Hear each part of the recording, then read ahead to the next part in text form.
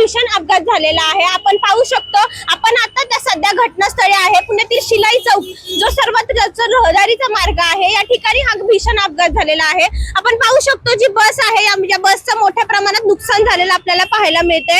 MH024075 हा अशा क्रमांकाची ही बस आहे आणि या बसचा भीषण अपघात झालेला आहे। या भीषण अपघातामध्ये दोन जण गंभीर जखमी झालेले आहे।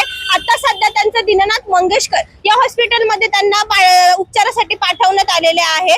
तसेच जो बस चालक आहे कचरे नावाचा, याला देखील पोलिसांनी ताब्यात घेतलेला आहे। आता खरं तर हा पुण्यातली सर्वात रहदारीचा मार्ग आहे। या ठिकाणी ही घटना अत्यंत गंभीर अशी घटना झालेली आपल्याला पाहायला मिळते। खरं तर आपण पाहू शकतो पुढे जी स्वारगेटच्या दिशेतून ही निघालेली पुढे मंडई तसेच शिवाजीनगर या ठिकाणी जाणारी ही बस होती आणि सकाळी 6:30 वाजता हा भीषण अपघात आपल्याला पाहायला मिळाला।